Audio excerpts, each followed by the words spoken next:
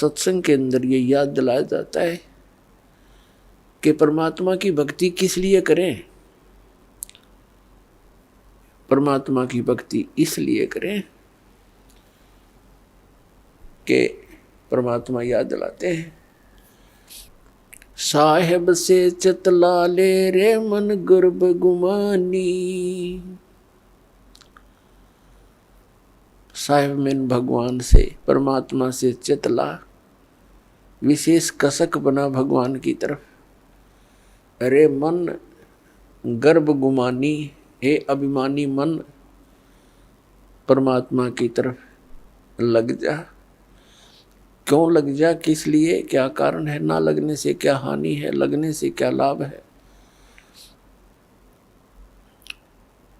ना भी कमल में नीर जमा, तेरा दीना मैल बनाए। नीचे जठरा अग्नि जल थी, वहां तेरी करी सहाय। नीचे शीस चरण ऊपर को, वो दिन याद कराए। दांत नहीं जब दूध दिया था, अमी महारस खाए। बाहर आया भरम भुलाया, बाजे तोर सनाए। तू ही तो छोड़ दई, अब चला अधम किस राय। दाई आई घुटी प्याई, माता गोद खिलाए।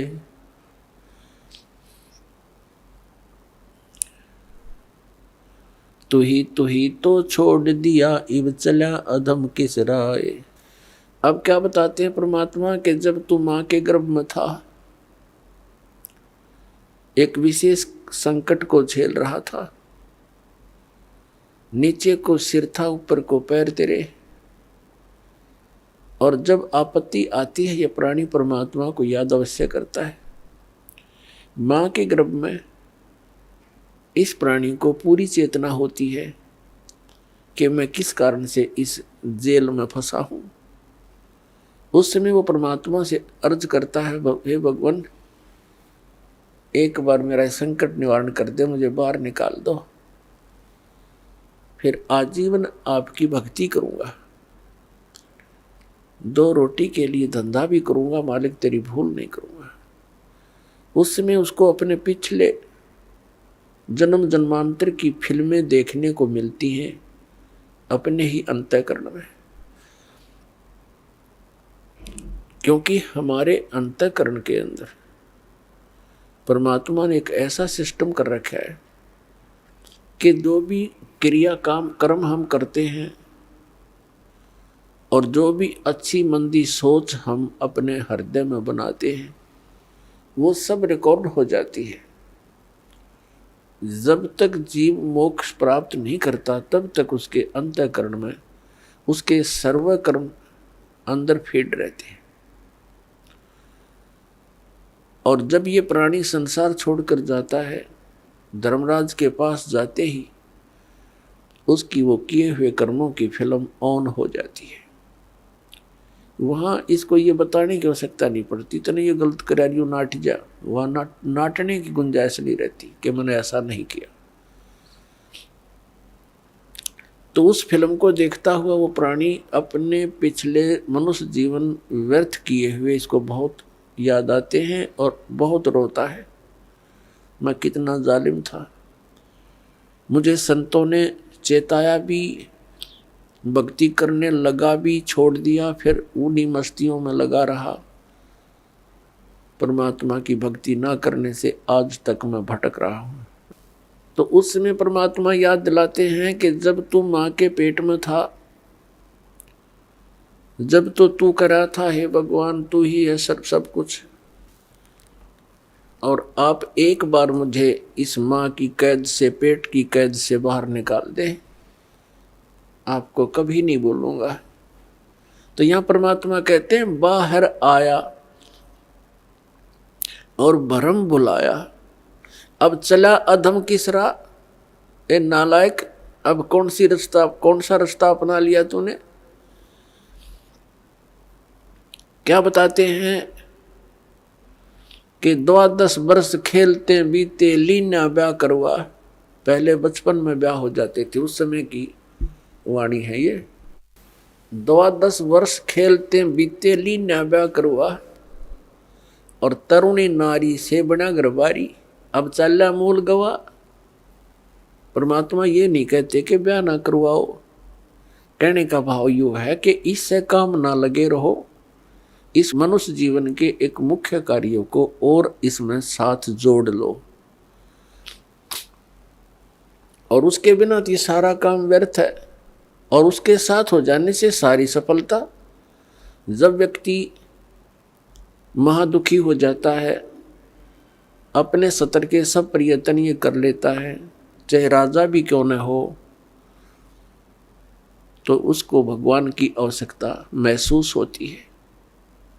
राजा लोग भी परमात्मा के लिए साधु संतों के पास जाते हैं, आशीर्वाद प्राप्त करते हैं। तो परमात्मा हमें याद दिलाने आते हैं कि तुम भिखारी क्यों बनो, वो साधु क्या करते हैं, वो भी तो भगवान की भक्ति करते हैं, तुम भी करो। तुम स्वयं धनी बनो उस भक्ति का, याचक क्यों बनो तुम। तो वह हमारे समझ में नहीं आई, क्योंकि हम इस गाइड गणे कर रखे हैं। हमने सोच ये रखा है कि भक्ति तो वो लोग करते हैं जो गुफाओं में बैठे, भक्ति तो वही कर सकते हैं जो बिल्कुल घर से घर त्याग कर जंगल में जा बैठे, वो फरी हैं। वो फरी नहीं है, वो तो आपसे भी दुखी है। तो परमात्मा हमें याद दिलाते हैं कि तरुणी नारी से गरबारी और चाला मूल गवा। मूल का अर्थ है जो अपने मनुष्य जीवन के श्वास रूपी पूंजी, जो मूल धन तुझे प्राप्त हुआ था। ये मनुष्य जीवन के जितने श्वास हैं ये आपका धन है, ये मूल धन है। और इस मूल धन से हमने आगे व्यापार करना था, सौदा करना था, और इसको दुगना तिगना चौगुना करना था। परमात्मा कहते हैं कि 3 लोक और भवन चतुर्दश सब जग सौदे आही, और दुगने तिगने और किए चौगने और किन्हु मूल गवाही। 3 लोक और भवन चतुर्दश ये सभी अपने सौदे के लिए आए हुए हैं। जैसे कोई व्यक्ति विदेश चला गया या दूसरे शहर में चला गया 2, 4, 10 लाख रुपए लेकर व्यापार करने के उद्देश्य से कि उनकी 10 के 20 बनाऊं, अपने नेक नीति से कमाऊं, और वो उन पैसों से ही जाकर के होटल में मौज मस्ती कर रहा है, व्यापार कर नहीं रहा, बिजनेस कर नहीं रहा, तो उस मूल धन को खर्च रहा है, उसको बर्बाद कर रहा है, और एक दिन कंगाल होकर स्वदेश लौट आएगा और किसी के मजदूर लगेगा। और दूसरा व्यक्ति उन 10 लाख रुपयों से सौदा खरीदता है, बेचता है, दुगने तिगने कर रहा है, तो उसने उसका यथार्थ लाभ प्राप्त कर लिया। ठीक इसी प्रकार जो मनुष्य जीवन प्राप्त प्राणी इस पूंजी को खर्च रहे हैं, कोई मंत्री बन गया, कोई प्रधानमंत्री बन गया, कोई जज बन गया, कोई IAS IPS बन गया, कोई फैक्ट्री का मालिक बन गया, ये पिछला धन है आपका। कोई मनुष्य जीवन ही आपको मिला है तो बहुत पुण्यकर्मी प्राणी है, आप धनी है भगवान के धन से। जिसको मनुष्य जीवन प्राप्त है वो मूल धन पूरा लिए हुए है। बाकी उच्च पोस्ट प्राप्त हो जाना, राजा बन जाना, ये उस भक्ति धन का एक एक्स्ट्रा आइटम है। ये केवल दान पुण्य का ही फल है इनका। और मूल पूंजी वो भक्ति वाली, वो सबकी मनुष्य जीवन प्राप्त प्राणियों की एक जैसी है, जिनको मनुष्य जीवन मिल गया। चाहे वो रिक्शा चलाता है, चाहे मजदूर है, चाहे सेठ है, और चाहे मंत्री या प्रधानमंत्री है, कोई भी है। भक्ति धन आपका जो है नाम की कमाई वाला धन तो सबका समान है, और रहे पुण्यों का, उन पुण्यों से ये उच्च पोस्ट मिल जाती है। तो कहने का भाव ये है दास का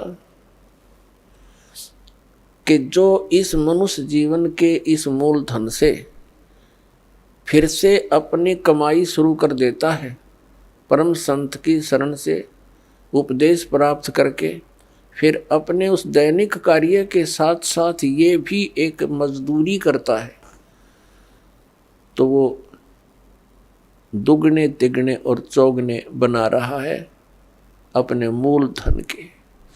अब परमात्मा ने आकर ये ज्ञान दिया है, और यथार्थ ज्ञान को भगवान ही बता सकते हैं, जीव तो अटकल लगाया करते हैं।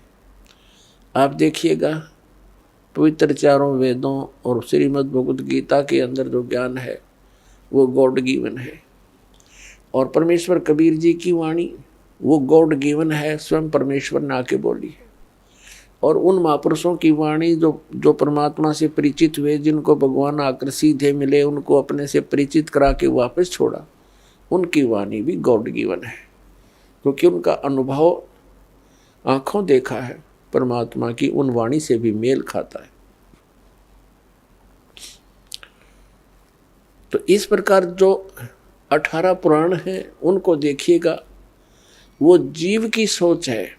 इन ब्रह्मा विष्णु महेश और अन्य ऋषि महर्षियों का अपना ज्ञान अनुभव है, वो वेदों से बहुत कम मेल खाता है। तो इस प्रकार हमने अन्य के अनुभव को अपने भक्ति मार्ग में सहयोग में नहीं लेना है, आधार नहीं मानना है। इस ज्ञान को सुनने के लिए, ज्ञान को समझने के लिए 18 पुराण हमारे लिए एक विशेष सहयोगी हैं, लेकिन भक्ति की विधि के लिए इनका सहयोग हमने बिल्कुल नहीं लेना। और उसमें जो भी भक्ति क्रियाएं बता रखी हैं वो वेदों से नहीं मिलती हैं तो नहीं लेना,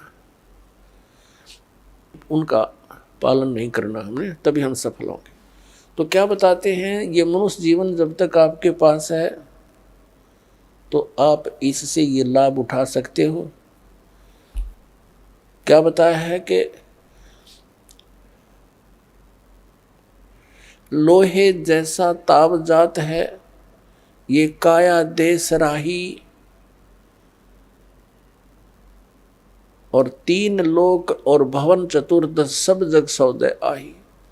जैसे कारीगर लोहे को गर्म करता है, उसको इतना गर्म कर देता है बहुत अधिक, और फिर उसको निकाल कर तुरंत उस पर चोटें लगाता है। गरम गरम लोहे पर चोट लगा करके वो जो वस्तु बनाना चाहता है बना सकता है। लोहे के जरा से भी ठंडा होने के उपरांत उसके ऊपर चाहे पूरे गणने झाड़ ले, चाहे घन मार ले, उसका कोई लाभ नहीं होगा। वो टेढ़ा मेढ़ा बन जाएगा, वह वस्तु नहीं बनेगी जिसके लिए प्रयत्न किया गया था। तो ये मनुष्य जीवन जिसका शांत हो जाएगा, जब तक मनुष्य जीवन है ये लोहा गर्म है, इस पर राम नाम की चोट मार के आप जो बनाना चाहते हो बना सकते हो। जब ये ठंडा हो जाएगा, मृत्यु हो जाएगी, फिर कुछ नहीं हो, चाहे पाछे इसके श्राद्ध निकालते रहियो, वो तो ठंडा होने के बाद चोट मारनी है। और चाहे उसकी 13वीं करते रहियो, 13वीं 17वीं, वो तो लोहा ठंडा होने के बाद व्यर्थ प्रयत्न कर रहे हो। तो यहाँ क्या बताते हैं, 3 लोक और भवन चतुर्दश सब जग सौदे आही, दुगने तिगने किए चौगने किन्हों मूल गवाही। किसी ने तो दुगने तिगने चौगने कर लिए मनुष्य जीवन से सतभक्ति करके, और किन्होंने मूल का नाश कर लिया, मूल गंवा दिया, यानी मनुष्य जीवन को यही फू फर करके अन्य क्रियाओं में ही व्यर्थ कर गए। उन्होंने मूल धन का नाश कर दिया।